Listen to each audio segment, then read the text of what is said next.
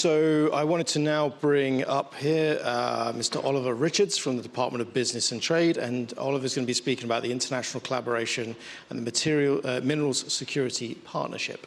Oliver.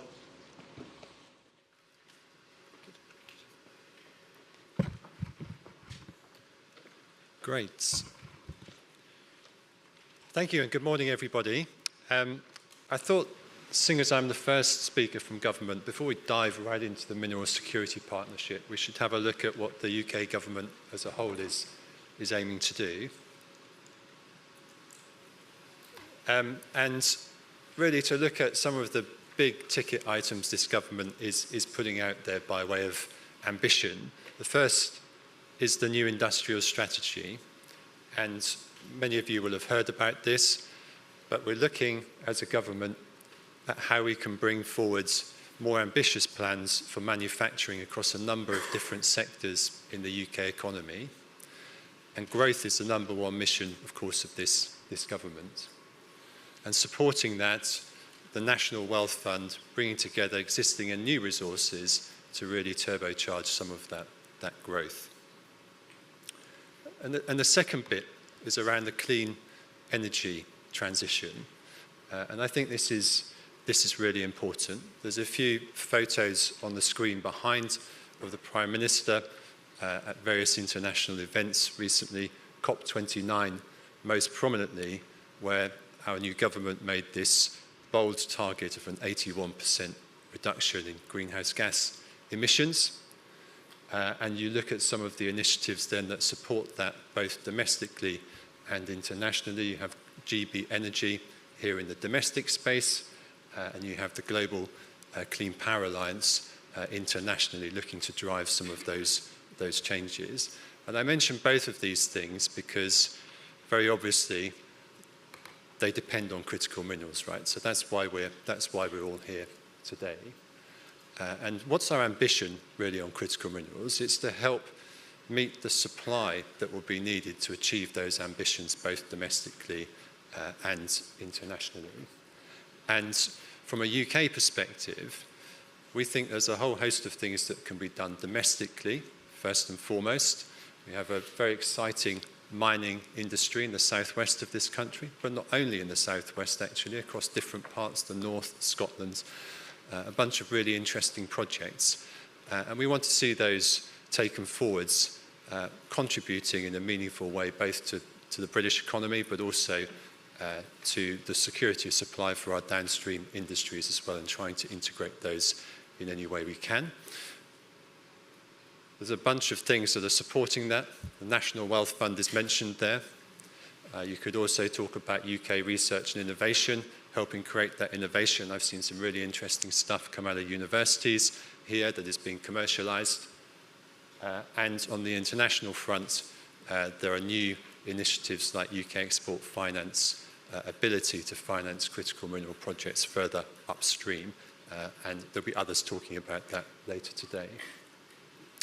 And then, of course, the recently announced criticality assessment, which provides further detail about what those demands are. So I think we're starting to see here some really exciting initiatives that bring together what the UK government is trying to achieve in terms of implementing a serious strategy around critical minerals. So now I should talk about the thing that, Jeff, you actually asked me to talk about, which is what we're doing internationally.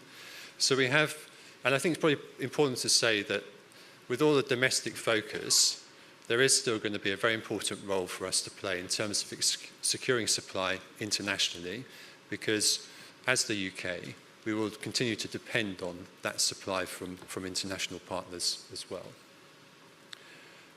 So far we've signed a number of agreements, 9, with various international partners on a bilateral basis, most recently with Indonesia a few months ago. And multilaterally, we're engaged in various different fora, including the Mineral Security Partnership, which I'll say a bit more about as a moment. And for those of you from industry, just to say that one of our key focuses as government is to see how we can support those business-to-business commercial collaborations to grow and flourish as part of that international partnership. So the Mineral Security Partnership, there's a fancy map that's not showing up here, by the way. But I can, oh, there you go. Tech is working. So there's currently 15 member nations of this group. And this is on the multilateral side now. So we all know that supply chains are complex, global, cutting across many different geographies. And really the purpose of the Mineral Security Partnership is to bring together a group of like-minded partner countries to see if we can drive investment into sustainable critical mineral value chains in those markets and across the world. So those are the countries. We can do a sort of pub quiz later on who they are. And just to make it a bit more complicated, here's the forum. Right, so the forum is then a set of producer countries that are working together with the core group of MSP partners to advance those countries. And you can think of the core group as perhaps being slightly more focused on the consumer side, although that's not entirely uniform. And what is this really trying to achieve? It's trying to drive investment. It's trying to diversify those supply chains. It's trying to drive up standards across the sector. And it's trying to do all of that in a collaborative way. And maybe the third pillar of this is the finance network. Delighted that UK Export Finance from the UK is part of that. But this is a group that brings together a huge amount of capital to try and focus that in a meaningful way on addressing this challenge of how do we meet that demand for the future. So true to form, here's a couple of examples from the UK perspective of where we've been involved in that. So there's a couple of UK projects actually which are based around the rare earth sector. Possibly these people are in the room today, so I hope you don't mind me picking you out. But Pensana and Hypermag is two companies from the UK that have been actively supported through this process. And I think this is really interesting because it brings together a range of different tools that we have to address these problems.